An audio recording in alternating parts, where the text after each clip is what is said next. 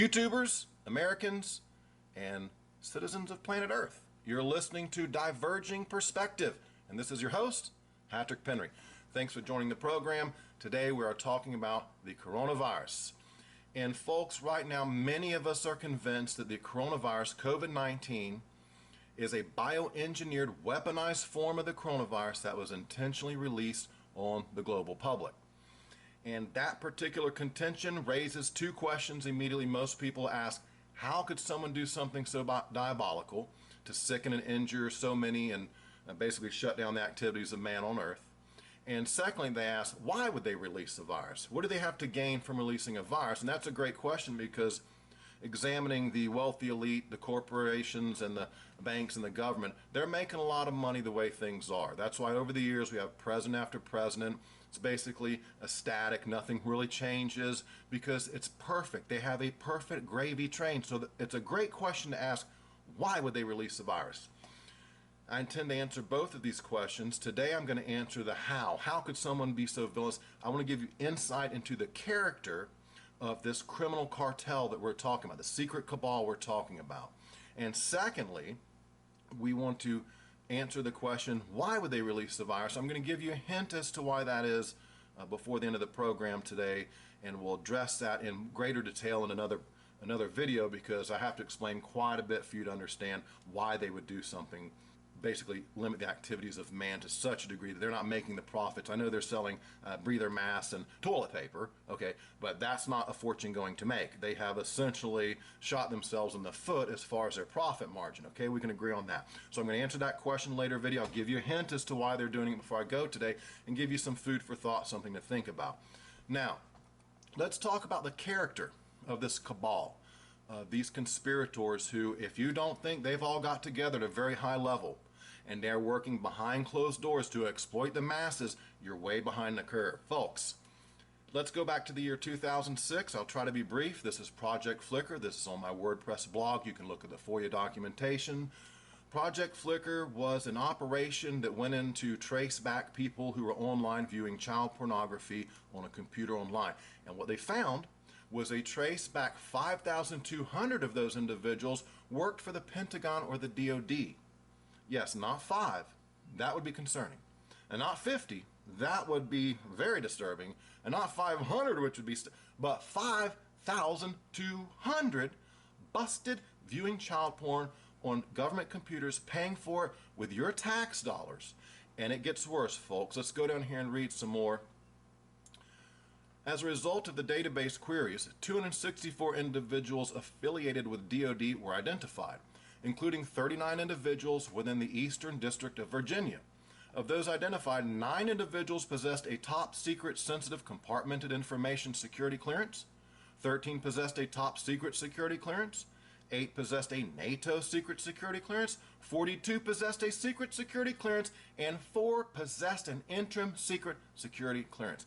Folks, that compartmented top secret sensitive compartmented information, that's one of the highest clearances in the land. When you're compartmented, you only get to know a very small aspect of an operation or exercise or thing that they're doing. Thus, you can't go and tell anyone. You don't really know what's going on. You just work on a small sliver of that project, one little facet of that jewel of a project. So that's a very high level, a top secret. All of these, you know how hard it is to get a top secret clearance? Wow. So folks, not only am I showing you 5,200, but of those, 39 had these top secret clearances. These are the people behind the scenes doing things that we don't even know about. And to strike to the character, to the nature of these individuals, they're watching child porn as you or I would watch a Bugs Bunny on a cartoon on a Sunday morning. So these are some really sick individuals. It's not a handful, it's thousands of them in the Pentagon and DoD. Many of them possess top secret clearances. It gets worse, folks. Let's look down here. Only 2 of them have been convicted and sentenced to 60 months. 5 subjects are currently pending prosecution. You know, I've watched where the Pentagon attorney, lawyer came out and said they couldn't afford to prosecute them all. It's too many to prosecute. I also read they never lost their jobs. The others they're still in the pit. 5,200, well, I guess 2 went to jail. So 5,198, as far as we know, are still have their jobs and are still being paid. And folks, if you think they stop viewing child porn when only 2 of them go to jail, they don't. Imagine a burglar burglarizing homes for 10 to 15 years. Like 15 years go by, I've been burglarizing homes, I've got away with it every time. Got the loot, fenced the loot, made the money, never got caught. Do you think on the 16th year I'm going to have a change of heart, a religious type experience, and say, you know, it's wrong to break into homes, I'm not going to do it. I'm going to give my life to Jesus, I'm just not going to do bad stuff anymore. No, that's not in the nature of humans in general. But these individuals are some of the most sickest people. Look, I think we can agree. If the people in the child porn, there's some sick puppies, and we don't like them. And the fact that so many in the Pentagon and DOD are doing this, it's the culture. It is a degraded culture within the Pentagon. Now, folks, let me go a step further. Imagine you work at, let's say, Google. This is your place of employment. You pour yourself into it. It's your career. You love your job. But you get wind that 5,000 Google employees have been watching child porn, and the boss is only going to send 2 off to jail. What do? Do you keep working at Google along with these sick child porn perverts? Or do you go to your boss and say, look, either I tender my resignation and me and all my boys walk out, or you fire these guys and call the cops on them? That's what normal people do. That's what I would do. I would say, due to moral and ethical obligations, the fact I love Jesus, I'm not able to work at this company more along with those thousands of child porn viewers, okay? So the Pentagon, we can agree, and DOD, they condone this. If nothing else, de facto, by not doing anything about it, they are condoning this if they're not involved in it themselves and just didn't get caught. Originally, when I read about this, there were many thousands more. But what I believe happened is they could prove a certain person at a certain time was on a certain computer, and thus they had a good case they could prosecute in court. You couldn't deny you were there, you know, if you were logged in at that time. So that's striking to the character and nature of these individuals, and also the fact that the Pentagon, the DOD, Congress, we've had multiple presidents, no one has done anything about this. They didn't make it they didn't showcase it, they didn't highlight it, they didn't even, did you ever hear George Bush talk about it? This in 2006, he didn't say anything. Obama had 2 terms, he never said anything. Trump's been in there 4 years, he hasn't said anything. So it's quite disturbing when I've read another article too where Congress can't even pass a bill outlawing child porn in the Pentagon. I'll try to link to that too. That's another article. So we're looking at a widespread endemic culture of degradation and perversion, folks. Those are the ones who would release a weaponized virus on the global public. So I've shown you the nature of who these people are. They're some pretty low down, dirty scumbags, if you will, and they're not being held accountable. They're still in their positions of top secret clearances. And wouldn't it be a top secret operation if you were to release a virus somewhere? Well, folks, I hope I've given you a little bit of insight as into the nature of the conspirators who are exploiting the masses. Yes, they've had many years, billions of dollars. They have perfected their conspiracy and perfected their exploitation of the general public, of the masses on planet Earth. Not just the United States, China's doing it, Russia. All these governments are exploiting their people. This has been going on some time. So you now know the nature of the kind of people that would do something like that. And in my next video, I'm going to strike to the question of why. But why would they ruin their gravy train? They're making a lot of money. Things are perfect.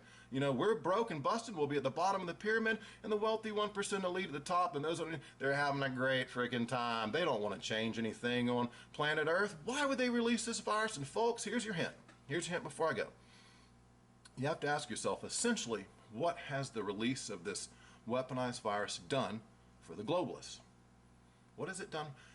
Yes, it's got people sick. Yes, it's killed some people. But essentially what it's done on a broad scale, in the big picture, is it has slowed the activities of man. It's brought it to a near halt. Don't go to work, no sporting games, no flying around, no movies, no cruise ships, stay home, minimum activity possible.